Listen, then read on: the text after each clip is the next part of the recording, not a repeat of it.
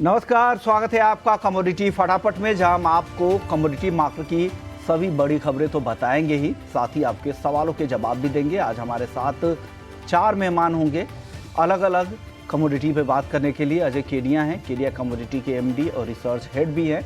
इनसे हम overall commodity market का आउटलुक और ट्रेडिंग कॉल्स लेंगे। लेकिन इसके अलावा रुचि शुक्ला होंगी हमारे साथ, एनर्जी हेड है MCX के। साथ ही हमारे साथ 2 और ख़ास मेहमान आगे रहने वाले। विवेक अग्रवाल है, MD है BSA यानी भारत सब कॉन्टिनेंट एग्रीकल्चर फाउंडेशन के MD हैं। उनसे बातचीत हम करेंगे पल्सेस को लेकर कि दालों में किस तरह की तेज़ी आगे आने वाली है। तुअर और चने पर ख़ास तौर पर उनसे हम चर्चा करेंगे। और एक और मेहमान आगे हमारे साथ सिंगापुर से जुड़ेंगे, वो हैं संदीप भान, CEO हैं Sime Darby oils trading company से। चलिए, आप सभी मेहमानों का बहुत बहुत शुक्रिया। लेकिन शुरुआत गोल्ड से कर लेते हैं। गोल्ड को लेकर एक डेटा भी आ रहा है, वो है ज्वेलरी एक्सपोर्ट का डेटा है। गोल्ड ज्वेलरी एक्सपोर्ट में 62% की ग्रोथ देखने को मिली है। FY24 का जो ये आंकड़ा है प्लेन गोल्ड ज्वेलरी एक्सपोर्ट का, वो पिछले फाइनेंशियल ईयर के मुकाबले यानी FY23 के मुकाबले करीब करीब 62% से भी बढ़ा है। वहीं जो एक्सपोर्ट का जो हिस्सा है वो UAE और बहरीन का यहाँ पर 85% हिस्सेदारी है। UAE की मार्केट में 107% की एक्सपोर्ट ग्रोथ दिखी है, क्योंकि हमारा UAE के साथ भारत का CEPA जो कॉपरेशन करार है ट्रेड के लिए, उसका फ़ायदा यहाँ पर मिल रहा है। इसके अलावा ऑस्ट्रेलिया के साथ भी हमारा इकोनॉमिक कोऑपरेशन और ट्रेड एग्रीमेंट है, उससे भी वहाँ पर भी एक्सपोर्ट में अच्छी ग्रोथ दिखी है। तो एक ज्वेलरी एक्सपोर्ट के मामले में अच्छी ग्रोथ है। दूसरी तरफ गोल्ड की डिमांड भले ही कम हो रही हो घरेलू बाजार में, लेकिन एक्सपोर्ट के फ्रंट पे जो ये डेटा FY24 के हैं वो बेहतर अच्छे संकेत है। केडिया जी, अब भाव की बातचीत कर लेते हैं। आज हम इंट्राडे के लिए नहीं, थोड़ा पोजिशनल नजरिया जानना चाह रहे हैं। गोल्ड को लेकर क्या लग रहा है, अगला हफ्ता गोल्ड के लिए आपको कैसा दिख रहा है, किस तरह का रहने वाला है?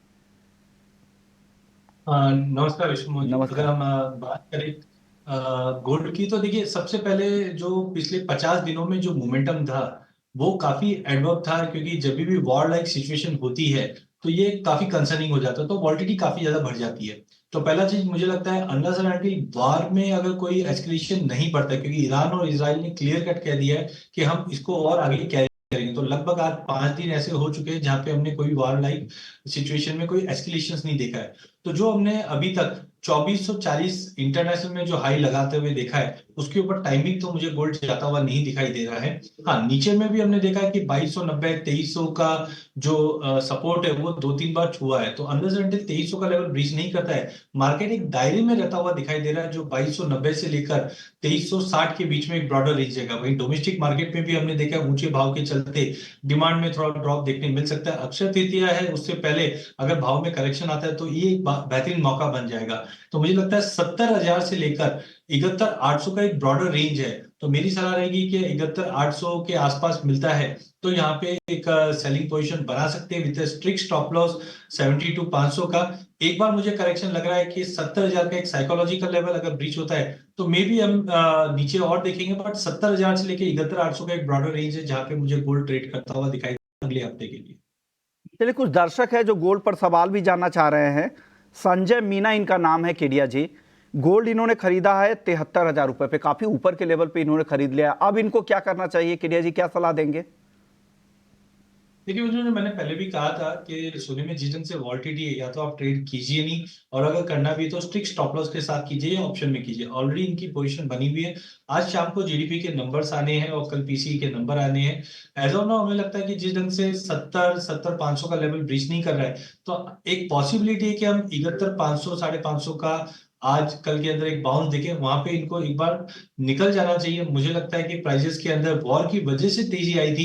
As of now interest rate जो जून में कटौती करने वाले थे वो अब मुझे लगता है शिफ्ट हो जाएगा सितंबर, जिसकी वजह से दबाव रहेगा। तो बेटर है कि 71,500 800 का बाउंस मिलता है, वहां पे इनको एक बार लॉस बुक करके, अगर ये डे ट्रेडर है तो उनको लॉस बुक करके एक बार निकल जाना चाहिए। अदरवाइज आप एक पुट लीजिए ऑप्शन के अंदर, सो डेट इनकेस अगर मार्केट में बड़ी गिरावट आती भी है तो आप इस गिरावट से इंसुलेटेड रहोगे।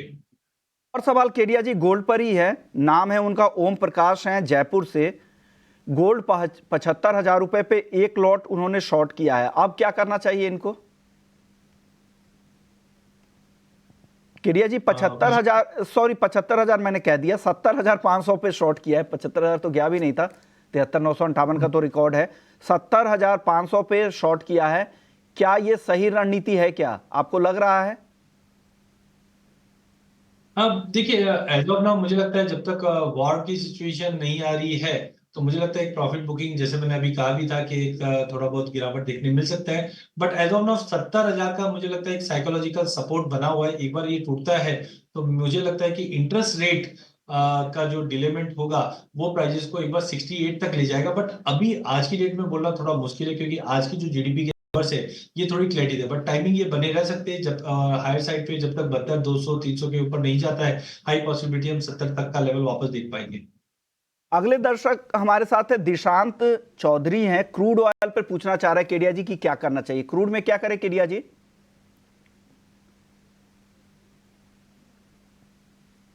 केडिया जी आपसे सवाल था कि क्रूड ऑयल में दिशांत को क्या करना चाहिए। मैं सवाल नहीं सुन पाया। क्रूड ऑयल सर, में क्रूड ऑयल में ये ट्रेड करना चाह रहे हैं, किस साइड की पोजीशन बनाएं, क्या सलाह है क्रूड ऑयल में इनके लिए, दिशांत जी के लिए? विष्णु जी, अगर कच्चे तेल की बात करें तो कच्चे तेल में भी वॉर प्रीमियम जैसे ही निकला, हमने देखा $90 से प्राइजेस टूटकर ब्रेंट करीबन 86-50 तक आ गया था। डोमेस्टिक मार्केट में 70-50 के ऊपर सस्टेन नहीं कर पा रहा है। तो टाइमिंग मुझे लगता है अगर वॉर फ्रंट पे कुछ नया अपडेट नहीं आता है तो 7,050 के करीब कच्चे तेल में बिकवाली करनी चाहिए। 7100 का स्टॉप लॉस लगाइए। 6600 से 6650 तक का लेवल हम कच्चे तेल में देख पाएंगे। लेकिन एक और मेहमान है हमारे साथ, क्योंकि क्रूड का अभी हाल ही में मिनी कॉन्ट्रैक्ट का ऑप्शंस कॉन्ट्रैक्ट लॉन्च हुआ है, क्रूड ऑयल मिनी का, और साथ ही नेचुरल गैस मिनी ऑप्शंस की भी शुरुआत हो चुकी है एमसीएक्स पर। और बातचीत करने के लिए हमारे साथ रुचि शुक्ला हैं, जो एनर्जी की हेड है एमसीएक्स से। शुक्रिया रुचि जी, आपने वक्त निकाला। बताइए ये किस तरह का रिस्पॉन्स, शुरुआती रिस्पॉन्स किस तरह का मिल रहा है यहाँ पर क्रूड मिनी ऑप्शंस में और नेचुरल गैस मिनी के ऑप्शंस में?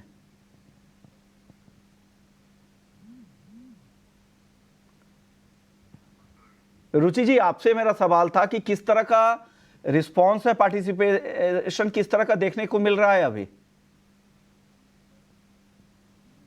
विश्व मोहन जी, जब से हमने क्रूड मिनी 2 दिन हुए हैं अभी, तो क्रूड मिनी 23 अप्रैल को हमने लॉन्च किया है।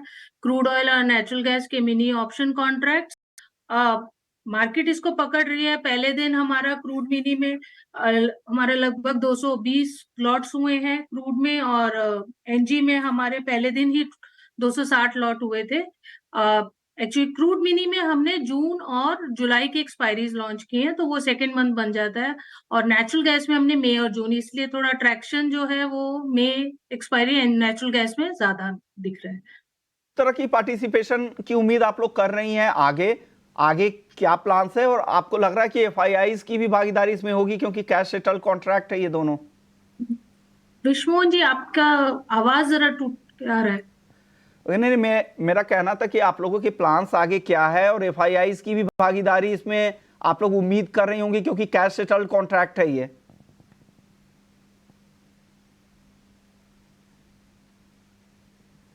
रुचि जी, आवाज आ रही है आपको? नहीं विश्वमोहन जी, आवाज नहीं आ रही है। ओके केडिया जी, किस तरह के पार्टिसिपेशन की उम्मीद है, और जो आपके पार्टिसिपेंट्स होंगे, जो क्लाइंट्स होंगे, उनका रिस्पांस कैसा है इन दोनों कॉन्ट्रैक्ट के लिए, क्रूड मिनी ऑप्शंस के लिए और नेचुरल गैस मिनी ऑप्शंस के लिए? देखिए अभिषेक जी, बहुत ही अच्छा स्टेप है। रेगुलेटर ने और एक्सचेंज ने इस चीज को समझा, क्योंकि मार्केट में जिस ढंग से वॉलिटिलिटी बढ़ रही थी, तो ये एक रिक्वायरमेंट था। क्योंकि जो छोटे जो निवेशक है उनको मार्केट में जब एंट्री करना है, तो ऐसे टाइम पे मिनी कॉन्ट्रैक्ट काफी अच्छे रहेंगे, और खास करके ऑप्शन में भी पार्टिसिपेशन रहा। तो मुझे लगता है कि जो ऑफरिंग के तौर पे अगर हम देखें तो एक अच्छा प्रोडक्ट दिखाई दे रहा है, बिकॉज वॉलिटिलिटी काफी ज्यादा बढ़ चुकी है। और ऐसे टाइम पे जो छोटे निवेशक है उनके लिए एक प्रीमियम अगर हम देखें तो काफी अफोर्डेबल हो जाएगा। तो आई थिंक वॉल्यूम पार्टिसिपेशन धीरे धीरे बढ़ना चाहिए। जिस ढंग से हमने पिछले 6 महीने में एनर्जी मार्केट के अंदर जो मोमेंटम देखा है, उसका एक सपोर्ट इसी काउंटर पे मिलता हुआ दिखाई देगा। रुचि जी, अब आपसे मेरा सवाल था एफआईआईज की भागीदारी को लेकर, किस तरह के रिस्पांस की उम्मीद एफआईआईज की तरफ से कर रहे हैं इन कॉन्ट्रैक्ट्स में? सर ये कॉन्ट्रैक्ट्स में एफआईआईज के साथ भागीदारी रहेगी आगे चलते, एक बार लिक्विडिटी आ जाए इन कॉन्ट्रैक्ट्स में। बट ये जो छोटे कॉन्ट्रैक्ट्स हैं वो मार्केट की डिमांड, रिटेल क्लाइंट और हमारी जो छोटी कंपनीज हैं उनके मद्देनजर रखते हुए ये छोटे कॉन्ट्रैक्ट्स उनके लिए ज्यादा यूजफुल है। अगर क्रूड में देखें तो 100 बैरल का जो हमारा मेजर क्रूड ऑयल का ऑप्शंस है वो ये 10 बैरल के हैं, तो 110 हो जाता है। और अगर हम नेचुरल गैस में देखें तो 1/5 हो जाता है कॉन्ट्रैक्ट। तो उसके चलते इसमें हम रिटेल क्लाइंट और छोटी कंपनीज की भागीदारी ज्यादा देखेंगे आते। एंड एक बार लिक्विडिटी बिल्ड हो जाएगी तो दूसरे मार्केट पार्टिसिपेंट्स भी इसमें ट्रेड करेंगे। ओके मैम, आगे और क्या प्लान्स है आप लोगों के एनर्जी मार्केट में? और भी कुछ प्रोडक्ट लाने के प्लान्स हैं क्या आपके? सर देखिए, हमारा एक एक्सचेंज प्लेटफॉर्म है, हम और स्टडी या हम फिजिबिलिटी स्टडीज डिफरेंट प्रोडक्ट्स का, नए नए प्रोडक्ट्स का चलता रहता है। मार्केट से भी हम अपना एंगेज करते रहते हैं उनसे, उसके मुताबिक जो मार्केट का फीडबैक रहता है उसके और मद्देनजर रखते हुए कि कौन से कॉन्ट्रैक्ट्स उनको ज्यादा, कौन सी कमोडिटी या कौन से वेरिएंट्स उनको ज्यादा सुटेबल है, उसके अकॉर्डिंगली हम एक्सचेंज रेगुलेटर से अप्रूवल लेती है और उसको देखते हुए हम, और वैसे भी हमारा फिजिबिलिटी तो रेगुलर हमारा डिफरेंट प्रोडक्ट्स पे चलता ही रहता है। तो आगे चलते भी एक्सचेंज जैसे अभी डिफरेंट प्रोडक्ट्स लाए, आगे चलते भी हम नई कमोडिटीज और नए मल्टीपल वेरिएंट्स लाएंगे मार्केट में, जैसे जैसे हमें अप्रूवल्स और वो मिलेंगे। रुचि जी, आपने वक्त निकाला हमारे लिए। चलिए, कई सारे दर्शक हैं, उनके सवाल फटाफट से ले लेता हूं। प्रमोद है पुणे से, नेचुरल गैस पे इन्होंने सवाल भेजा है। केरिया जी 155 के स्ट्राइक की पी इन्होंने बाई कर रखी है, अब पूछ रहे हैं क्या रोल ओवर करना चाहिए, क्या किस प्राइस पे? केरिया जी 155 का पुट लिया है, इनका व्यू मंदी है। और जैसे कि हम देख रहे हैं कि मार्केट में इन्वेंट्री लेवल आज भी अगर हम देखें 39% बढ़ा हुआ है पिछले साल के मुकाबले। इसके लिए बार बार में प्राइजेस में तेजी आती है बट सस्टेन नहीं कर पाती है। पर ध्यान रखिए 28 अप्रैल तक की अगर बात करें तो वेदर में चेंजेस है, जिसकी वजह से हमने 2 दिन पहले तेजी देखी थी बट कल गिरावट है। तो मुझे लगता है कि ज्यादा वीकनेस मुझे नहीं लग रहा, क्योंकि ऑलरेडी कल के सेशन में बड़ा फॉल था। तो इनको अगर प्रॉफिट या कॉस्ट तक भी आता है तो बेटर निकल जाना चाहिए। एक बाउंस हम देख पा रहे हैं नेचुरल गैस के अंदर बिकॉज ऑफ वेदर चेंजेस, जिसकी वजह से प्राइसेस 170 से 175 तक का लेवल दिखा सकता है न्यू कॉन्ट्रैक्ट। चलिए, लेकिन एक और खबर है एडिबल ऑयल को लेकर, और बातचीत करने के लिए हमारे साथ संदीप भान हैं, सीईओ हैं साइम डार्बी ऑयल्स ट्रेडिंग से। शुक्रिया संदीप जी, आपने वक्त निकाला हमारे लिए। सर, खाने के तेल की बातचीत कर लेते हैं। 2 महीने के निचले स्तर पर पाम तेल आ चुका है। पिछली बार आपसे जब बात कर रहे थे तो लगातार इसमें तेजी का ट्रेंड था, आपने भी कहा था कि भाव और ऊपर जा सकते हैं। क्या लग रहा है अब किस तरह के माहौल बन रहे हैं पाम को लेकर? पाम में तो थोड़ी बहुत पिछले एक डेढ़ हफ्ते से बड़ी जबरदस्त सेल ऑफ हो गई, जब आपने पीक से करीब 400-500 रिंगेट फ्यूचर्स मार्केट में टूट चुका है। It was mainly because funds were exiting the futures market, और उसके बाद थोड़ी सी फिजिकल में भी सेलिंग आ गई थी बहुत। जो आज लोवेस्ट भाव में ट्रेड हुआ है वो है समवेयर अराउंड $930-940। इस लेवल के आसपास अब थोड़ा सा टिकना चाहिए क्योंकि इट्स ऑलरेडी ओवरसोल्ड। ओके, और बाकी कंपेयर में जो उनके बाकी के खाने के तेल हैं वहाँ पर क्या हाल है सर? सोयाबीन वगैरह के वहाँ पर भी गिरावट दिख रही है, और मार्च में जो चीन का इंपोर्ट था यूएस से वो भी काफ़ी तेज़ी से कम हुआ है। अब ब्राज़ील से भी सप्लाई काफ़ी ज़्यादा है, क्या वहाँ पर भी गिरावट आपको और दिख रही है? और यही वजह पाम पर भी हावी थी, जो बाकी खाने के तेल के दाम गिर रहे हैं इसलिए पाम पर भी दबाव बना है? देखिए, पाम वाज द वन जिसने सब बाकी ऑयल्स को भी सपोर्ट करके उनको भी ऊपर ले लिया था। पर जब ऊपर इस हद पहुंच गया कि जब पाम ने $50 का प्रीमियम बना लिया था सोयाबीन ऑयल के सामने, और $75 से $80 का प्रीमियम बनाया था सनफ्लावर ऑयल के सामने, उस समय पाम की डिमांड बड़ी कम हो गई थी ग्लोबल मार्केट्स में, because people switch to sunflower oil and soybean oil. अब ये चलते जैसे पाम जैसे जैसे गिरता गया वैसे ही सॉफ्ट ऑयल्स भी गिरता गया। ये प्रीमियम जो पाम ने बनाया था वो वर्चुअली अब डिसअपीयर हो गया। आज की तारीख में सनफ्लावर, सोयाबीन ऑयल और palm oil is at the same price जो पहले $50-60 का प्रीमियम रखा था। सर, आगे का आउटलुक क्या है? यहां से अगर 2-3 महीने देखें तो खाने के तेल के दाम कहां आपको ज्यादा तेजी दिख रही है, कहां मंदी या स्थिर रहने वाले भाव? ये प्राइसेस में जो एक्सट्रीम वोलेटिलिटी पिछले 1-2 हफ्ते में थी वो खत्म हो गई। अब पाम एक फेयर वैल्यू पे आ गया, अब जहां पे इसको अब यहाँ पे सपोर्ट लेवल पे आ जाना चाहिए।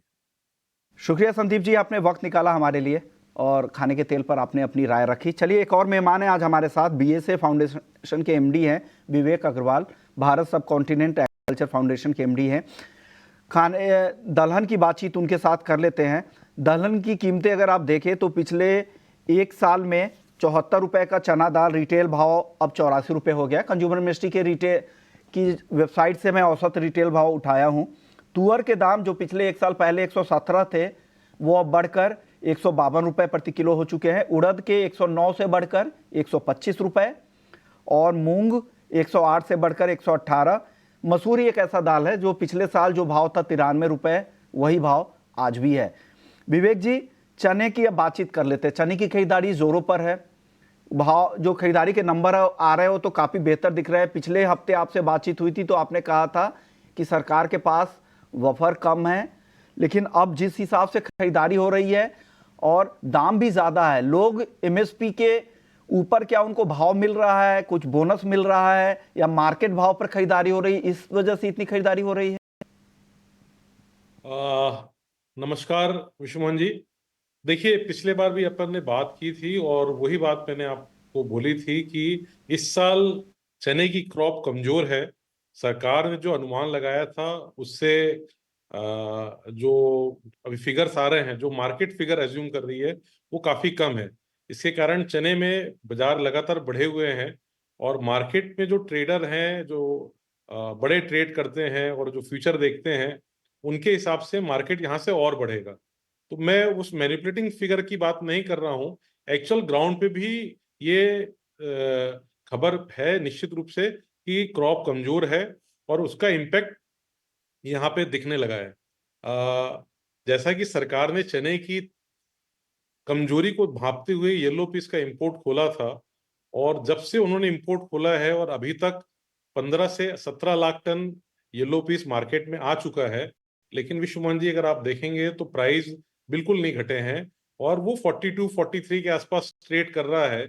इसका मतलब ये है कि मार्केट में एक्चुअल में शॉर्टेज थी और येलो पीस की इतनी बड़ी क्वांटिटी इंपोर्ट के बाद भी चने में कोई नरमी नहीं आई। तो आप ये मान के चलिए कि ये 2 महीना जो मई और जून है, यहाँ पे दालों की खपत कम होती है क्योंकि गर्मी की अधिकता बहुत रहती है।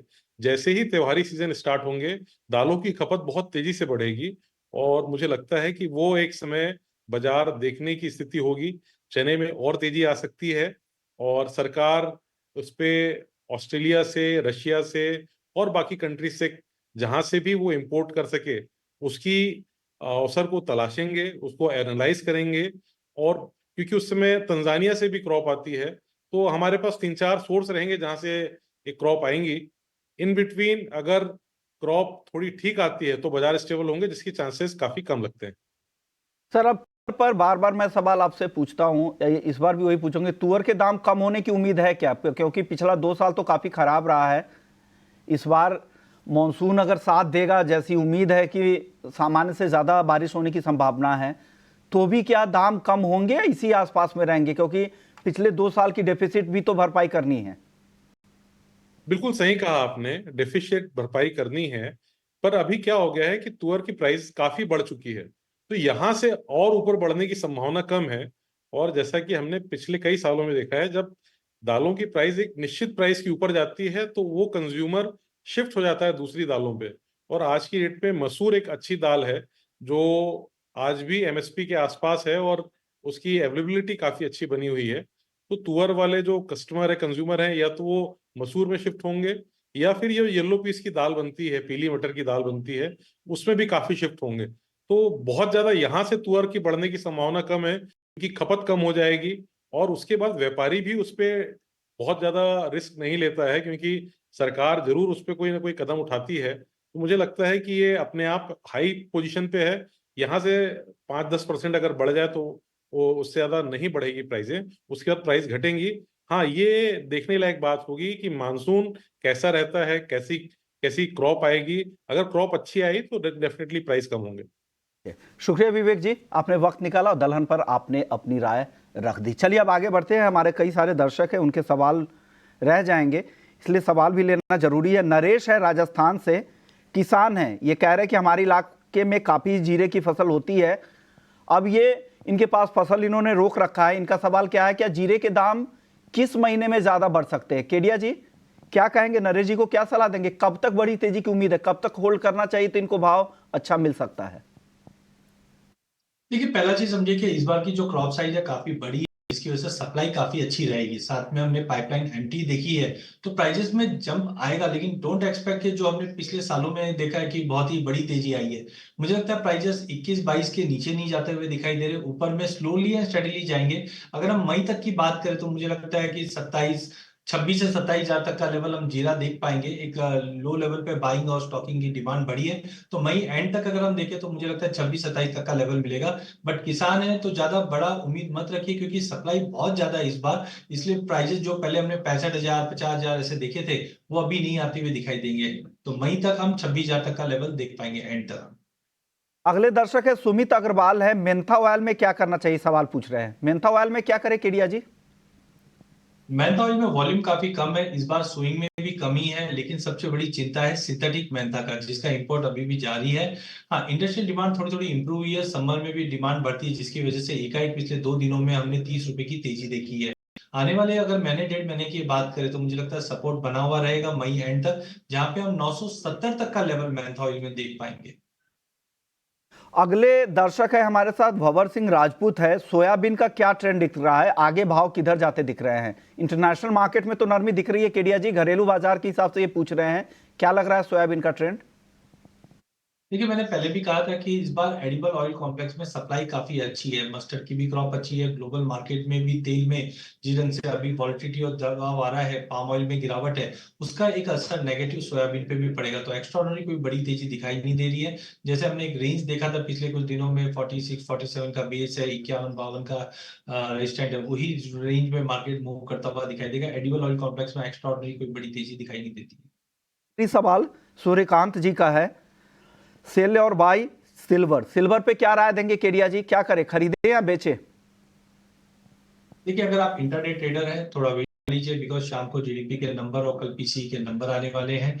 मुझे लगता है प्राइस $27 का एक सपोर्ट ले रहा है, जब तक 27 लेवल नहीं तोड़ता है तो 27-27.80 के बीच में ही ट्रेड रहेगा। जो डोमेस्टिक मार्केट पे मुझे लगता है कि चांदी हायर साइड पे 81,500 का लेवल एक बार दिखा सकता है, वहां पे बिकवाली कीजिए। 80,000 का लेवल तोड़ने पे ही हम 78,500 तक का लेवल देखेंगे, तो उछाले पे बिकवाली कीजिए, जहाँ पे 81,500 एक अच्छा लेवल रहेगा, 82,200 के स्टॉप लॉस से।